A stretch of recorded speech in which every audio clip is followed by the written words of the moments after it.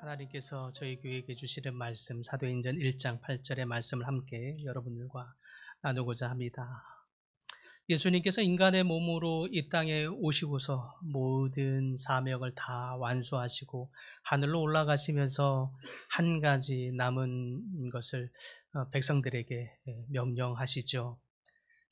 마태복음 28장의 말씀입니다. 예수께서 나와 말씀하여 이르시되 그러므로 너희는 가서 모든 민족을 제자로 삼아 아버지와 아들과 성령의 이름으로 세례를 베풀고 내가 너희에게 분부한 모든 것을 가르쳐 지키게 하라. 볼지어다 내가 세상 끝날까지 너희와 항상 함께 있으리라. 이 말씀을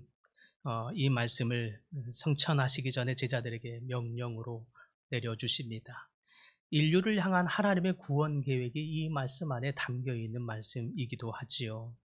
이 모든 세대의 그리스도인들에게 땅끝까지 복음을 전하라는 사명이기도 합니다. 그 뜻이 너무나 막중하고 크고 강력해서 대위임령이라고 부르기도 합니다. 그리고 믿음의 백성들에게 이 명령을 하실 때에 단순히 명령으로만 하지 않으시고 그 명령을 능히 감당할 수 있도록 너희에게 모든 권세를 주셨으니라고 말씀하시면서 그 주신 권능으로 이 명령을 수행하라라고 하십니다. 이 말씀을 하신 후 정말로 얼마 되지 않아서 이 말씀이 이루어지는 아주 강력한 사건이 벌어집니다. 오늘 말씀의 사도행전 1장 8절의 말씀이죠. 성령 강림의 사건이 이 사도행전 1장 8절에 보여준 대로 임하게 됩니다. 오직 성령이 너희에게 임하시면 너희가 권능을 받고 예루살렘과 온 유대와 사마리아와 땅끝까지 이르러 내 증인이 되리라 라고 하는 이 말씀, 이 예언의 말씀 그대로 오순절에 성령 강림의 사건이 벌어지면서 하나님의 대위임령이 구체적으로 실행되고 있음을 보여주게 됩니다. 다시 말해 우리 믿음의 백성들이 하나님의 증인이 되어서 반드시 이 하나님의 대위임령의 뜻이 이루어질 것임을 하나님은 예언적으로 말씀하고 있다라는 뜻입니다. 그런데 이때 우리가 살펴보아야 할 것이 있는데 하나님께서 이 명령을 이제 차근차근 지금까지 이루어가고 계시는데 그 명령의 뜻, 하나님의 목적, 하나님의 백성들을 구원하겠다고 하는 이 목적을 이루시는 데 있어서 하나님이 그 이루실 때에 사용하시는 도구가 있다고 하는 사실입니다. 그 도구가 무엇입니까? 바로 하나님의 증인들입니다. 이 하나님의 대위임령의 뜻에 담긴 하나님의 이 땅끝까지 복음을 전파하여 믿음의 백성들을 구원하며 이르게 하겠다고 하는 이 하나님의 목적을 이루시는 데 사용한 도구, 바로 증인들이지요. 그래서 증인들은 누군가 봤더니 이 십자가의 복음을 곧 열방에까지 하나님의 이 복음을 전파하겠다고 하는 이 하나님의 뜻을 자기 가슴에 품고 사는 사람들, 이 사람들이 바로 그리스도의 증인들입니다. 그래서 이 증인들을 가리켜서 다르게는 무엇이라 얘기하는가? 하나님의 이 열방에까지 구원시키려고 하는 하나님의 선교적인 뜻을 함께 동참한다라고 해서 그들을 가리켜 선교적 백성이라고 부르기도 합니다.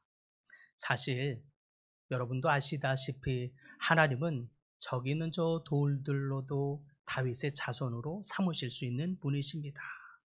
이런저런 우리가 수고하지 아니하여도 하나님의 말씀 한마디면, 명령 한마디면 모든 백성이 하나님의 다윗의 자손이 될 수 있게도 하시는 전능하신 분이십니다.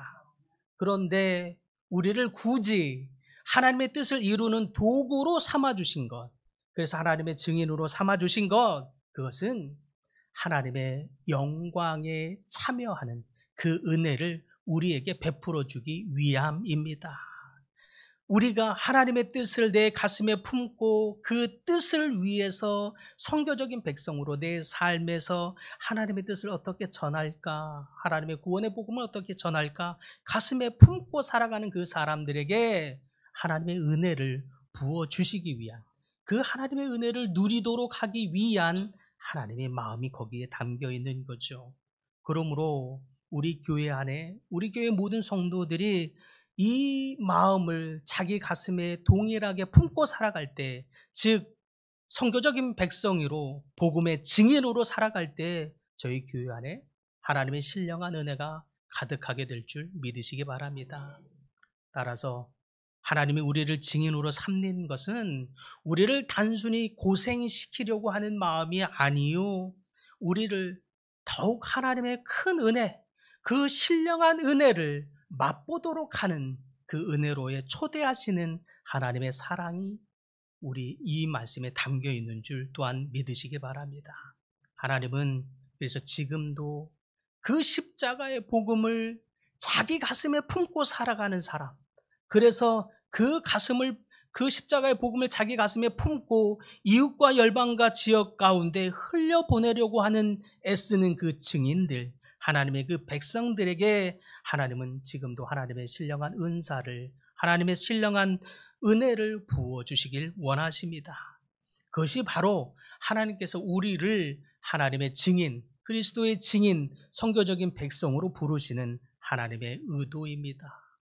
사랑하는 성도 여러분, 여러분 모두가 하나님의 거룩한 이 증인들, 복음의 증인들이 다 되시기를 간절히 바랍니다.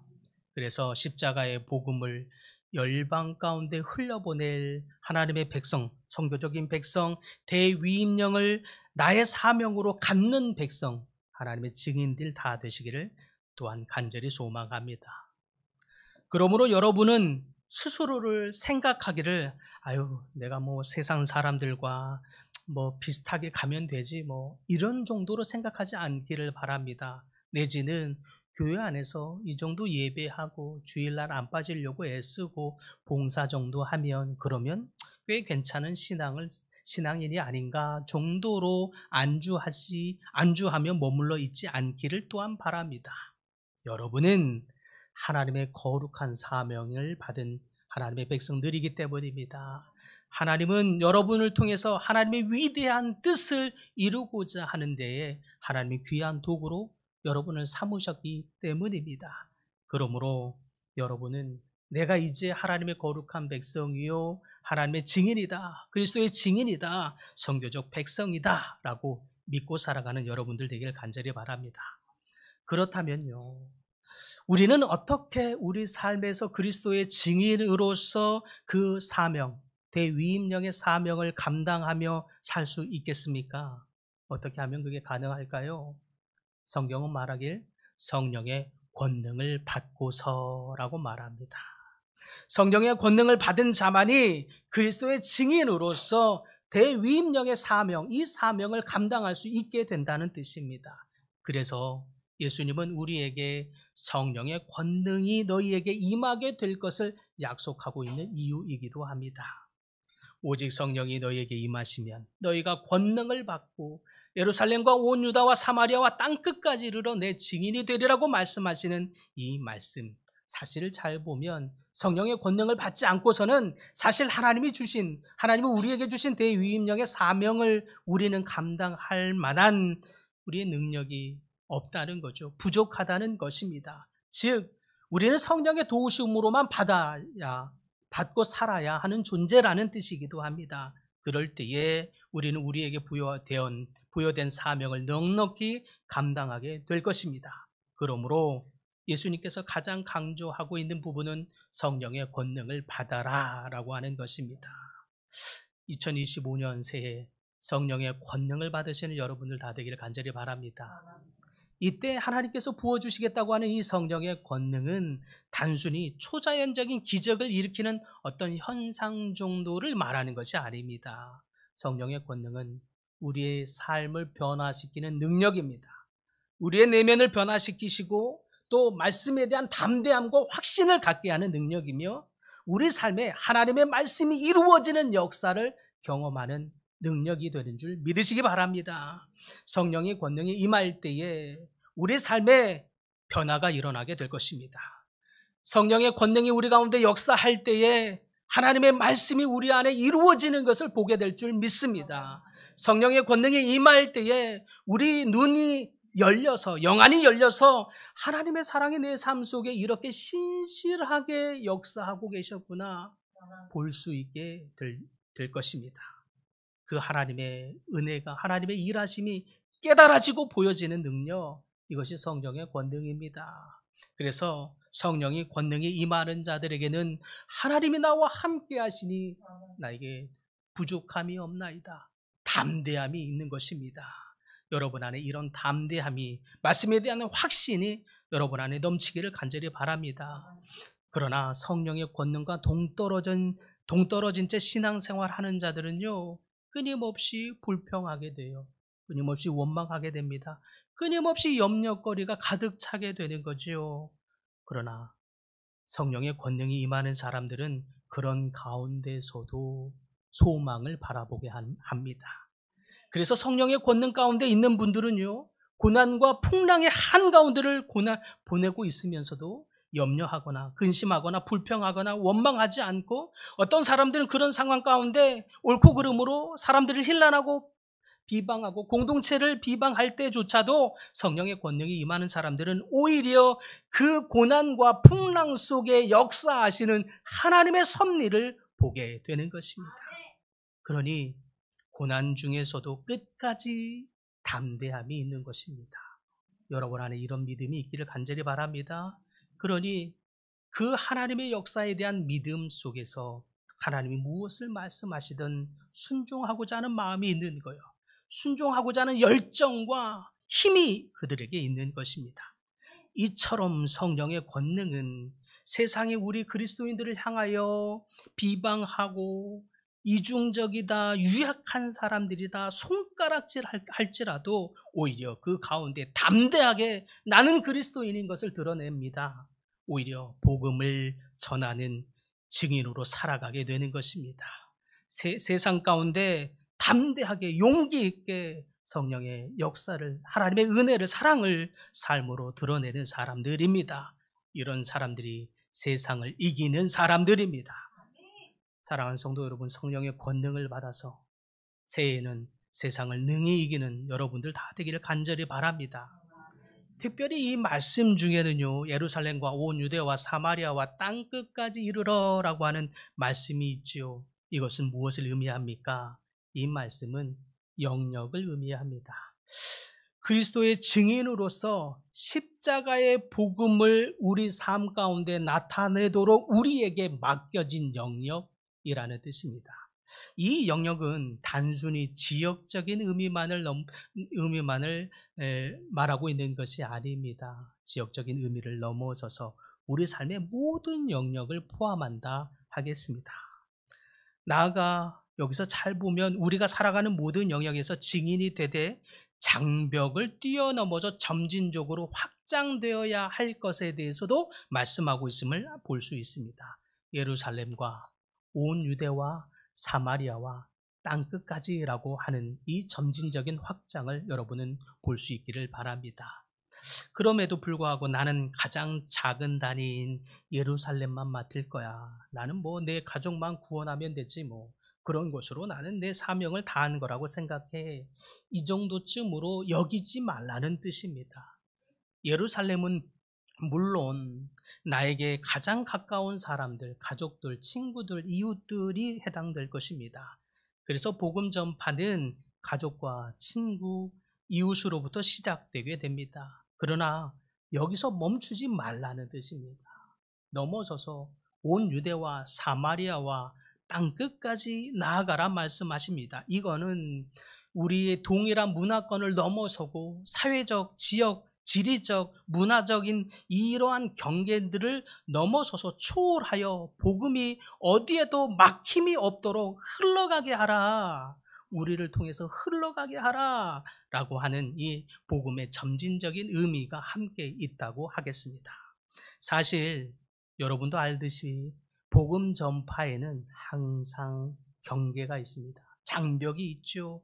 아무리 가장 작은 단위라고 여겨지는 이 예루살렘이어도 동일 문화권에 동일한 언어를 쓰고 있고 동일한 가족들조차도 사실 복음을 전하는 것, 구원을 받게 하는 게 이것처럼 어려운 게 없습니다.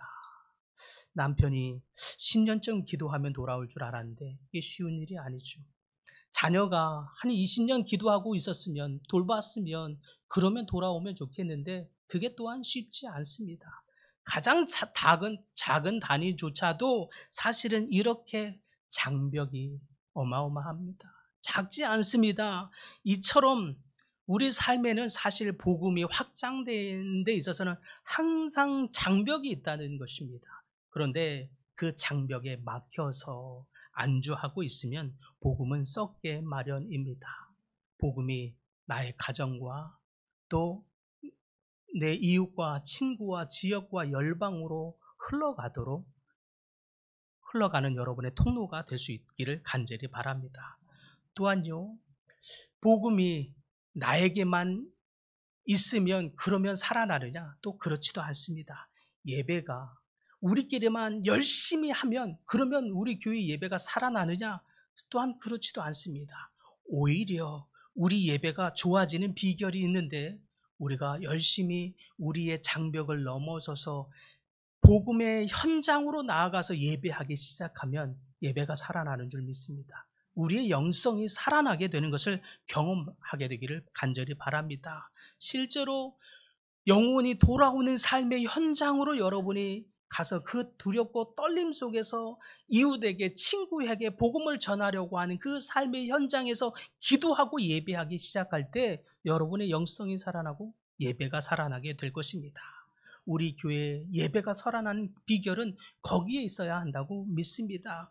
우리가 영혼에게 관심을 갖고 우리끼리만 좋으려고 하는 것이 아니라 넘어서서 지역과 이웃과 열방 가운데 복음을 전하려고 하는 그 가슴을 가지고 그 사람들을 만나는 현장에서 기도하기 시작할 때, 예배하기 시작할 때 여러분의 영성이 살아나고 하나님의 임재를 경험하게 되는 예배가 살아나게 될 줄 믿습니다.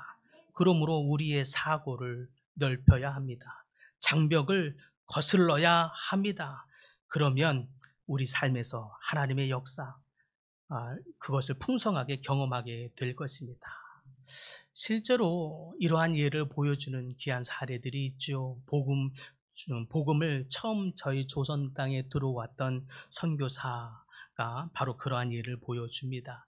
1885년에 복음을 처음으로 조선에 가지고 왔던 개신교 선교사 중에 한 분이었던 언더우드 선교사. 이분은 아펜젤러 감리교 선교사와 함께 처음 우리나라에 복음을 가지고 오는 개신교 선교사 중에 한 명이었습니다. 이분은 교육과 의료, 성경 번역 여러 가지 영역에 있어서 헌신적인 선교 활동, 복음의 활동을 했습니다. 이분이 지금의 연세 세브란스 병원의 이 전신이라 할 수 있는 재중원을 만드는 장본인이기도 하죠. 그랬던 이 언더우드 선교사가 초창기에 저희 조선 땅에 와서 이 조선 땅의 낯선 환경과 조선 사람들의 이 낯선 사람들의 모습을 보면서 이런 기도를 드렸다고 합니다. 주여, 지금은 아무것도 보이지 않습니다. 주여, 메마르고 가난한 땅, 나무 한 그루 시원하게 자라오르지 아니하고 이 땅에 저희들을 옮겨와 앉히셨습니다. 그 넓고 넓은 태평양을 어떻게 건너왔는지 그 사실이 기적입니다. 주께서 붙잡아 뚝 떨어뜨려 놓으신 듯한 이곳, 지금은 아무것도 보이지 않습니다. 보이는 것은 고집스럽게 얼룩진 어둠뿐입니다. 어둠과 가난과 인습에 묶여있는 조선 사람들 뿐입니다. 그들은 심지어 왜 묶여있는지도 고통이라는 것도 모르고 있습니다. 의심부터 하고 화부터 냅니다. 조선 사람들의 속셈이 보이지를 않습니다. 이 나라 조정의 내심도 보이지 않습니다. 가마를 타고 다니는 여자들을 영영 볼 기회가 없으면 어쩌나 합니다. 조선의 마음이 도대체 보이지가 않습니다. 주님, 그러나 순종하겠습니다. 겸손하게 순종할 때에 주께서 일을 시작하실 것이라 믿습니다. 그 하시는 일을 우리들의 영적인 눈으로 볼 수 있는 날이 곧 이를 줄을 믿나이다. 믿음은 바라는 것들의 실상이요 보지 못하는 것들의 증거라고 하신 말씀을 따라 믿음으로 조선의 앞날을 볼 수 있게 될 것을 믿나이다. 지금은 우리가 황무지 위에 맨손으로 서 있는 것 같사오나 지금은 우리가 서양 귀신 양기자라고 손가락질 받고 있사오나 저들이 우리 영혼과 하나인 것을 깨닫고 하늘나라의 한 백성 한 자녀임을 알고 눈물로 기뻐할 날이 이를 줄 믿나이다. 지금은 예배드릴 예배당도 없고 학교도 없으며 그저 경계와 의심과 멸시와 천대함이 가득한 곳이지만 이곳이 머지않아 은총의 땅이 되리라는 것을 믿습니다. 주여 오직 저희 믿음을 붙잡아 주소서. 이렇게 아무것도 보이지 않았던 이 땅, 이 장벽을 넘어서서 눈물과 헌신과 피땀의 시간들을 보냈던 이 선교사를 통해서 우리가 지금 예수 그리스도를 믿고 있습니다. 이것이 하나님의 은혜죠. 역사입니다. 그 하나님의 사람들, 증인들을 통해서 우리가 하나님을 알게 된 것처럼 이제 우리를 하나님의 증인으로 삼기를 원하십니다. 우리 교회를 하나님의 선교적인 교회가 되게 하고 선교적 백성이 넘쳐나는 하나님의 증인이 넘쳐나는 그런 가득한 교회가 되기를 하나님은 원하십니다. 그래서 이 교회를 통해서 그리고 여러분을 통해서 열방 가운데 지역과 이웃과 또 주변의 사람들 가운데 하나님의 복음이 흘러가는 일을 삼기를 원하십니다. 사랑하는 성도 여러분, 그렇다면 여러분의 예루살렘, 여러분의 땅끝은 어디입니까? 가정입니까? 일터입니까? 또 여러분이 만나는 친구들입니까? 여러분의 일터, 그곳이 여러분의 선교지입니다. 그 선교지에서 하나님께서 그리스도의 증인이 되라 말씀하십니다. 선교적인 백성이 되라 말씀하십니다. 그래서 여러분이 그 현장에서 여러분의 맡겨진 삶의 현장 영역에서 그리스도의 증인으로 살라 말씀하십니다. 그러므로 사랑하는 성도 여러분, 그리스도의 권능을 받아 여러분의 삶의 현장에서 여러분의 삶과 태도와 말, 행동을 통해서 하나님의 사랑, 십자가의 사랑을 여러분의 맡겨진 사람들에게 흘려보내는 하나님의 거룩한 증인들 다 되기를 간절히 바랍니다. 그래서 2025년 새해에는 성령의 권능 가운데 머물러 있기를 바랍니다.